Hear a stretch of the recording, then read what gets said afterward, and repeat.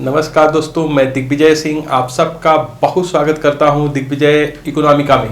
कैसे हैं आप लोग और कैसे चल रही है आपकी जीत की तैयारी। दोस्तों, आज से मैं इंटरनेशनल इकोनॉमिक्स पे आपसे करूंगा बात। इंटरनेशनल इकोनॉमिक में 35 से 40 लेक्चर में लूंगा और जितने भी इम्पोर्टेंट चीज़ें हैं जो इंटरनेशनल इकोनॉमिक्स से पूछी जाती हैं सबको हम लोग कॉन्सेप्टुअली बिल्कुल क्रिस्टल क्लियर करेंगे।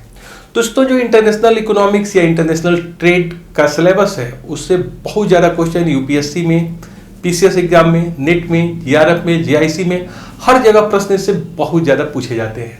तो बहुत ध्यान से आपको पूरे वीडियोज को बहुत अच्छे से देखना चाहिए। मैं पूरे अपने क्षमताओं को लगा के बिल्कुल कॉन्सेप्ट को क्लियर करने का प्रयास करूंगा। बस आपको ये करना है कि वीडियो को बहुत अच्छे तरह से बिल्कुल लास्ट तक देखना है और साथ में अपना डायरी, अपना पेन जरूर रखिए ताकि इंपॉर्टेंट फैक्टों को आप नोट्स कर सकें, अपना सेल्फ नोट्स बना सकें।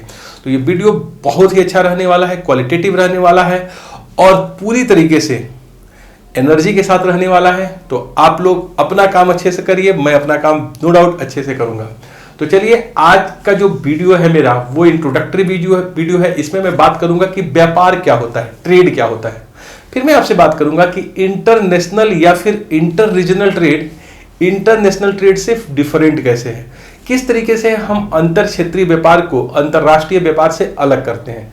फिर हम ये बात करेंगे कि जो ट्रेड है, चाहे वो इंटर रीजनल हो चाहे वो इंटरनेशनल हो, उसका बेस क्या है, आधार क्या है, लेबर डिवीजन एंड स्पेशलाइजेशन क्या होता है।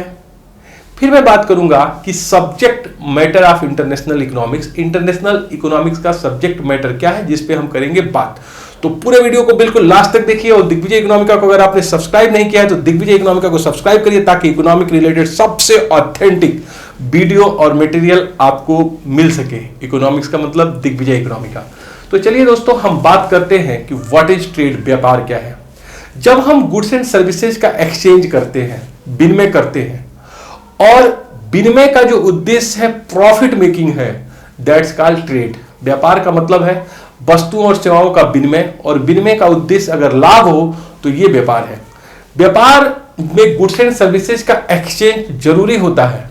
और अगर हम गुड्स एंड सर्विसेज के एक्सचेंज की बात करें तो गुड्स एंड सर्विसेज का ये एक्सचेंज या तो एक लोकल लेवल पे हो सकता है या फिर इंटरनेशनल लेवल पे हो सकता है। इसीलिए आप देखेंगे ट्रेड को दो भागों में डिवाइड किया जाता है व्यापार को। एक को हम कहते हैं इंटरनल और इंटर रीजनल ट्रेड, और दूसरे को हम बात करते हैं इंटरनेशनल ट्रेड, अंतरराष्ट्रीय व्यापार। जब व्यापार एक देश के सीमा के अंतर्गत हो तो इसको हम इंटरनल या फिर इंटर रीजनल ट्रेड कहेंगे। जैसे मान लीजिए कि एक व्यक्ति कानपुर का है और कानपुर का व्यक्ति सूरत के किसी व्यापारी से गुड्स एंड सर्विसेज को सेल या परचेज कर रहा है, उसके बदले में पेमेंट कर रहा है या फिर पेमेंट रिसीट कर रहा है, तो इसको हम कहेंगे इंटर रीजनल या फिर इंटरनल ट्रेड। मतलब वस्तुओं और सेवाओं का विनिमय हो, प्रॉफिट मेकिंग के लिए हो, लेकिन लोकलाइज हो, एक देश के सीमा के अंतर्गत हो, दो शहरों के बीच में हो, दो क्षेत्रों के बीच में हो, तो इसको हम कहेंगे इंटरनेशनल या इंटरनल या फिर इंटर रीजनल ट्रेड। लेकिन जब गुड्स एंड सर्विसेज का ये विनिमय, ये एक्सचेंज क्रॉस बाउंड्री हो, जब एक देश दूसरे देश के साथ व्यापार कर रहा हो और गुड्स एंड सर्विसेज को एक्सचेंज कर रहा हो प्रॉफिट मोटिव के लिए, तो हम इसको बोलेंगे इंटरनेशनल ट्रेड, अंतरराष्ट्रीय व्यापार। इसका मतलब यह हुआ कि इंटर रीजनल और इंटरनेशनल ट्रेड दोनों में ही गुड्स एंड सर्विसेज का एक्सचेंज हो रहा है प्रॉफिट मेकिंग के लिए, लेकिन एक जो है देश के सीमा के अंतर्गत हो रहा है और एक जो है देश के सीमा के बियॉन्ड हो रहा है। कई ऐसे इकोनॉमिस्ट हैं जो मानते हैं कि इंटर रीजनल और इंटरनेशनल ट्रेड में कोई बहुत बड़ा अंतर नहीं है, दोनों में जो अंतर है वो सिर्फ डिग्री का है। दोस्तों, व्यापार कोई भी हो, चाहे वो इंटरनल हो या फिर इंटरनेशनल हो, इसमें महत्वपूर्ण ये होता है लेबर डिवीजन एंड स्पेशलाइजेशन। अगर किसी देश की लेबर किसी स्पेसिफिक वर्क को बार बार करे, स्पेशलाइज करे, तो उस वस्तु के प्रोडक्शन की, उस सर्विसेज के प्रोडक्शन की कास्ट कम आएगी, जिसमें आपका लेबर स्पेशलाइज होगा, जिसमें लेबर डिवाइड होगा। उन गुड्स एंड सर्विसेज को आप एक्सेस मात्रा में प्रोड्यूस कर पाएंगे लोअर कास्ट पे। जिन वस्तुओं को आप लोअर कास्ट में प्रोड्यूस करेंगे, नो डाउट उसका आप एक्सपोर्ट करेंगे। और जिन गुड्स एंड सर्विसेज में आपका लेबर इनएफिशिएंट है, जिसको प्रोड्यूस करने की कास्ट बहुत ज्यादा है, उनको आप रेस्ट ऑफ द वर्ल्ड से मंगा लेते हैं। इनको आप जो है रेस्ट ऑफ द वर्ल्ड से मंगा लेते हैं, उसके बदले में पेमेंट कर देते हैं। तो यहां पे लेबर डिवीजन एंड स्पेशलाइजेशन बहुत ज्यादा इंपॉर्टेंट होता है, क्योंकि लेबर डिवीजन एंड स्पेशलाइजेशन एक महत्वपूर्ण ट्रेड फैक्टर होता है। जब हम रेस्ट ऑफ द वर्ल्ड को गुड्स एंड सर्विसेज को सेल करते हैं और उसके बदले में डॉलर प्राप्त करते हैं, दैट्स कॉल्ड एक्सपोर्ट। बहुत ध्यान से सुनिएगा, निर्यात का मतलब क्या होता है? जब हम गुड्स एंड सर्विसेज को रेस्ट ऑफ द वर्ल्ड में सेल करें और उसके बदले में डॉलर प्राप्त करें, दैट्स कॉल्ड एक्सपोर्ट।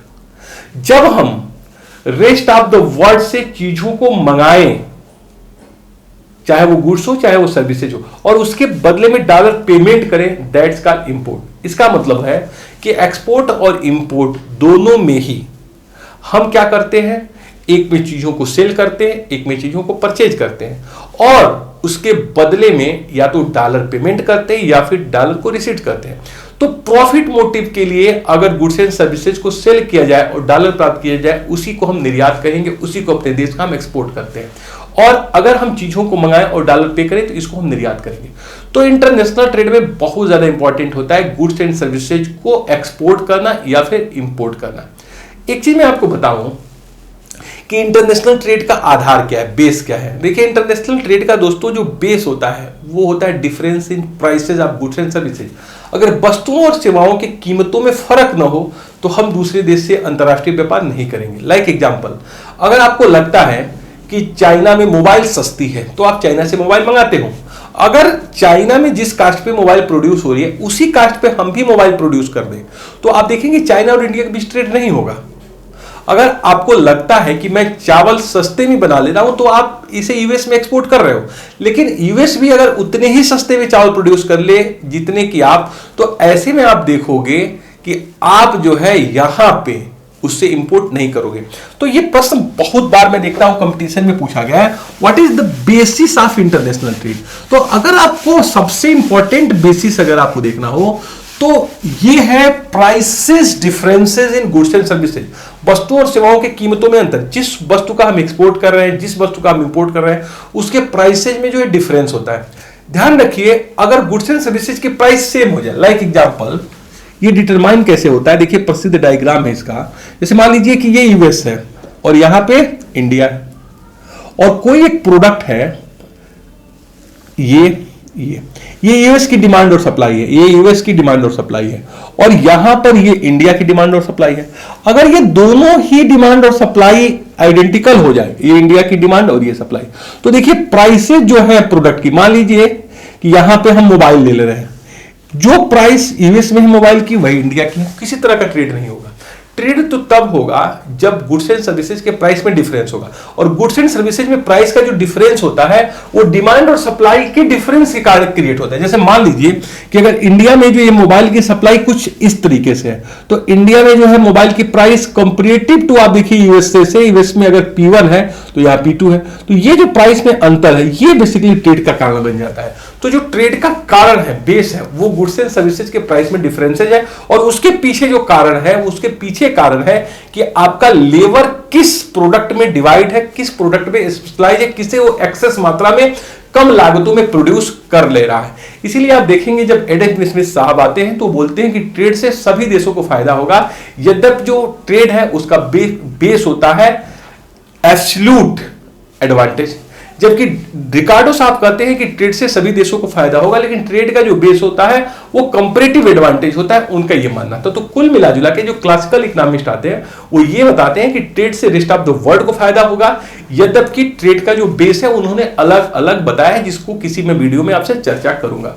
तो दोस्तों कुल मिला जुला के यहां पर ये हो गया कि ट्रेड का बेस क्या है, what is subject matter of international economics, या फिर हम किन किन चीजों को अपने लेक्चर में इंक्लूड करेंगे ताकि यूपीएससी का या फिर सिविल सर्विसेज, पीसीएस का, नेट का, जेआरएफ का, या फिर जो है जीडीसी, जीआईसी का पूरा लेक्चर आपको मिल सके।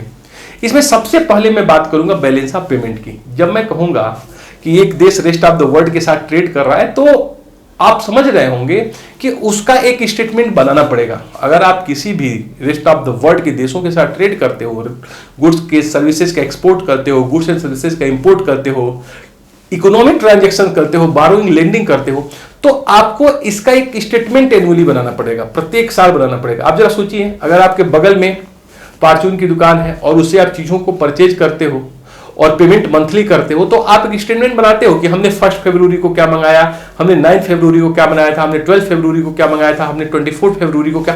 तो आप एक स्टेटमेंट बनाते हो ना, क्या क्या चीजें मंगाई और कितना पेमेंट किया और कितना बैलेंस है। तो क्या एक देश जो रेस्ट ऑफ द वर्ल्ड से ट्रेड कर रहा है, क्या वो इसका जो है बैलेंस नहीं बनाएगा? जी बनाएगा, जिसको हम कहते हैं बैलेंस ऑफ पेमेंट। तो हम पहले ही लेक्चर में आपसे चर्चा करेंगे कि बैलेंस ऑफ पेमेंट क्या होता है। फिर हम ये चर्चा करेंगे कि अगर किसी इकोनॉमी की बैलेंस ऑफ पेमेंट अच्छी नहीं है, वो रेस्ट ऑफ द वर्ल्ड को ज्यादा एक्सपोर्ट नहीं कर पा रहा है, इंपोर्ट ज्यादा कर रहा है, तो फिर आखिर में उसके बैलेंस ऑफ पेमेंट को करेक्ट करने के लिए कौन कौन से मेजर्स हैं, कौन कौन से मेजर कोई देश उठाता है चीजों को सही करने के लिए। तो ये जो है बहुत ज्यादा एक इंपॉर्टेंट रूप से सामने आता है कि क्या क्या मेजर्स हैं, उस पर हम करेंगे बात। जब देखिए हम इंटरनल ट्रेड करते हैं, इंटरनेशनल ट्रेड करते हैं, तो एक सिंगल करेंसी से काम चल जाता है। लेकिन जब हम इंटरनेशनल ट्रेड करते हैं तो किसी सिंगल करेंसी से काम नहीं चलेगा, आपको एटलीस्ट 2 करेंसी चाहिए। एक तो डोमेस्टिक करेंसी चाहिए रुपीज, और एक रेस्ट का इंटरनेशनल एक्सेप्टेड करेंसी चाहिए लाइक डॉलर। तो अगर आपको डॉलर और रुपये 2 करेंसी के बीच एक्सपोर्ट और इंपोर्ट कर रहे हो, तो एक बहुत सी लाजमी क्वेश्चन है कि $1 की प्राइस रुपये में क्या होगी, जिसको हम कहते हैं एक्सचेंज रेट। तो हम उस पर चर्चा करेंगे कि एक्सचेंज रेट डिटर्मिनेशन कैसे होता है, एक्सचेंज रेट डिटर्मिनेशन की थ्योरी क्या है, एक्सचेंज रेट में फ्लक्चुएशंस होते हैं तो कैसे होते हैं, अप्रिसिएशन क्या होता है, डिप्रिसिएशन क्या होता है, डिवैल्यूएशन क्या होता है। तो तमाम ऐसे कॉन्सेप्ट हैं जिसको आपको सीखने को मिलेगा, तो उस पर बहुत अच्छे से हम आप पे फोकस करेंगे। फिर मैं आपसे बात करूंगा करेंसी कन्वर्टेबिलिटी की। अगर मैं बात कर रहा हूं कि ग्लोबलाइज इकोनॉमी है, रेस्ट ऑफ द वर्ल्ड की इकोनॉमी एक दूसरे से इंटीग्रेट होती जा रही है, तो आखिर में करेंसी कन्वर्टेबिलिटी का मीनिंग क्या है, क्यों भारत में अभी कैपिटल अकाउंट कन्वर्टेबिलिटी को पूरी तरीके से लागू नहीं किया गया है। एसएस तारापुर कमेटी की रिकमेंडेशन क्या थी, अगर कैपिटल अकाउंट कन्वर्टेबल कर दिया जाए तो इसके क्या बेनिफिट है, इसके क्या इससे लॉस हो सकते हैं, इन तमाम मुद्दों पे मैं चर्चा करूंगा।